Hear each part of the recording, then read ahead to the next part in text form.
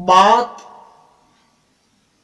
यह है कि कोई आदमी पूजा करता है और पूजा करते करते उसके आंखों से आंसू झरने लगते हैं, उसकी आंखों से गंगा जमुना झरने लगती है।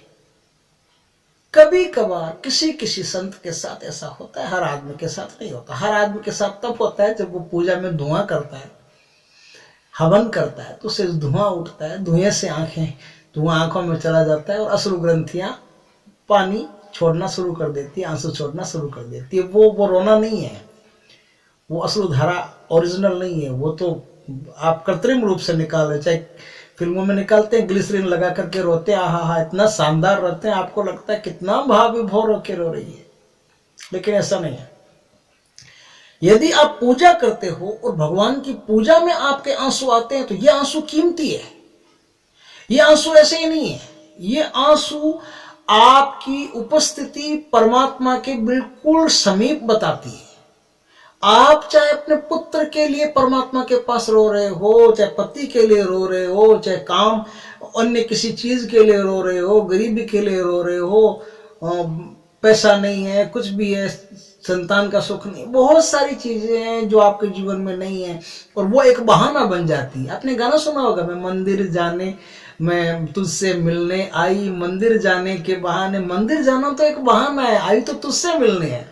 तो उसी तरह से आंसू जब भगवान के सामने आते हैं, हम भगवान के सामने किसी बात को लेकर विनम्र प्रार्थना करते हैं और हमारे आंसू झरने लगते हैं, तो ये जो समस्याएं हैं ये बहाना है। समस्याएं तो बहाना है। कोई आदमी अगर सोचता है कि मैं इस समस्या के कारण दुखी हूं इसलिए भगवान के सामने आंसू आ रहे, नहीं, आंसू ऐसे नहीं आते। आपने अपने अंतस चेतना में ये माना है कि भगवान मेरे समीप है इसलिए आंसू आए हैं। कोई सुनने वाला ही नहीं होगा तो कहोगे किसे?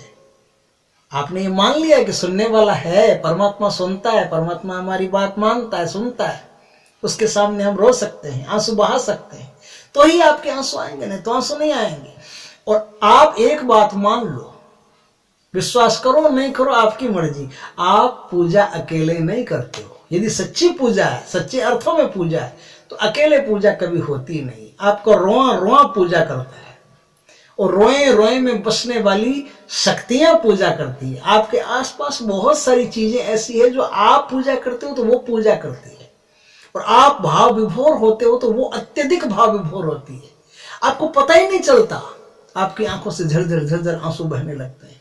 आपको पता ही नहीं चलता कि आप भगवान से कितना प्रेम करते हो। और जब आंसू बहने लगते हैं आपके भगवान की पूजा में, तो इसका मतलब यह है कि भगवान जिनके लिए आप पूजा कर रहे हो वो आपके बिल्कुल समीप है। अब कहीं परमात्मा आपसे दूर नहीं है, बिल्कुल परमात्मा आपके करीब है, इसलिए आपकी आंखों से आंसू आएंगे, नहीं तो नहीं आएंगे। क्योंकि मैंने कहा है कि कोई सुनने वाला ही नहीं होगा तो आप कहोगे किसे?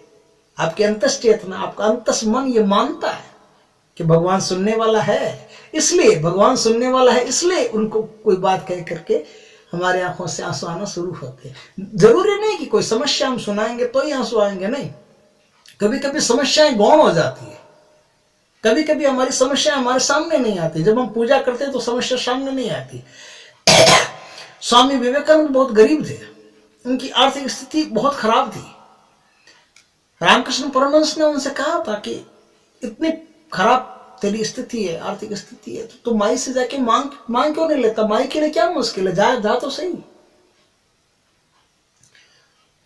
विवेकानंद जी रामकृष्ण परमहंस जी के कहने से महामंदिर में गए, माई काली के सामने बैठे, वापस आ गए। बोले मांग लिया? बोले नहीं, मांग ही नहीं पाया, पता नहीं क्या हो जाता है।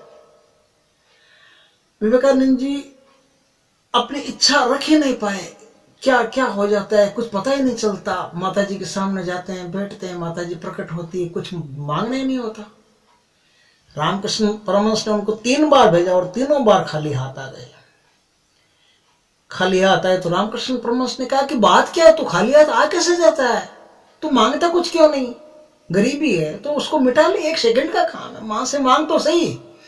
विवेकानंद जी ने कहा कि गुरुदेव मैं मांगू तो सही, लेकिन जब मैं मां के सामने जाता हूं तब मैं गरीब रहता ही नहीं हूं, मेरी गरीबी पता नहीं कहां चली जाती है।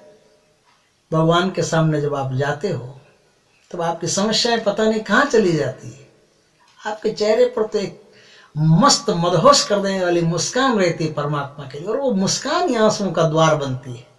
ये जो आंसू है ये बड़े पवित्र आंसू है, पर ये परमात्मा के सानिध्य में ही आते हैं, ऐसे किसी के आंसू नहीं आ सकते। और यही सच्चे अर्थों में पूजा है। यदि आपकी पूजा में परमात्मा के लिए सच्चे हृदय से आंसू आना शुरू हो गए तो यही सच्चे अर्थों में पूजा है। मेरे एक मित्र हैं, वो तो रात रात भर परमात्मा की याद में रोते हैं। एक दिन तो अपनी बाइक लेकर के अपने गांव जा रहे थे। हमारे यहाँ एक मंदिर है शिव जी का, उसमें वो पूजा करते हैं और शिव पूजा में भाव विभोर होकर पूजा करते हैं, तो उनकी आंखों से आंसू झरते हैं। लेकिन ये आंसू जरूरी नहीं कि पूजा में ही झरना शुरू होंगे, वो कहीं भी भगवान को याद करते हैं तो उनके आंसू शुरू हो जाते हैं। तो एक आदमी ने कहा था कि क्या बात है, कल हमने देखा था आप मोटरसाइकिल पर जा रहे थे, अपनी बाइक पर जा रहे थे, आपकी आंखों से आंसू झर रहे थे, इतनी तकलीफ है आपको, जीवदारा कर रहे हो। जीवदारा बोलते हैं राजस्थान में, अंदर कोई क्लिष्टता हो, कोई दुख हो, उसको व्यक्त करने को। तो बोले कि आप जीवदारा कर रहे हो? तो बोले नहीं, जीवदारा नहीं कर रहे, जीवशोरा ही कर रहे थे।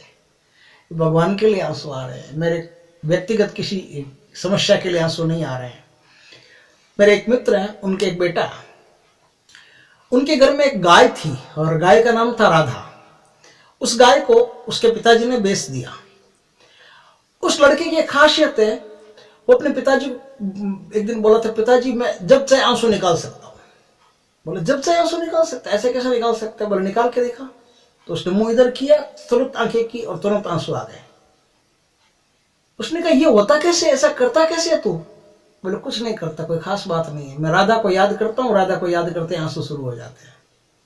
इतना प्रेम उस गाय से हो गया था उस बच्चे को कि याद करते हैं बच्चे को, याद करते हैं गाय को याद करते ही बच्चे के आंसू शुरू हो जाते हैं। तो भगवान से जब आपको इतना प्रेम हो जाता है कि आपका रोना रोना भगवान के लिए, भगवान की ऊर्जा के लिए भगवान की तरफ दौड़ने लगता है, भगवान को याद करने लगता है, भगवान में अलमस्त रहने लगता है, तो आपकी आंखों से अपने आप आंसू आ जाते हैं। और ये आंसू आपके जीवन की पवित्रता, आपके जीवन की सरलता है। ये आंसू जितने आए उतना आप ये मानो कि भगवान हमारे बहुत करीब है। अगर वीडियो अच्छा लगा हो तो लाइक करें, कमेंट करें, शेयर करें। पास में जो बेल आइकॉन का बटन है वो दबा दें ताकि हमारे ज्ञानवर्धक जानकारीपूर्ण वीडियो सबसे पहले आपके पास आ सके। जय श्री कृष्ण मित्रों।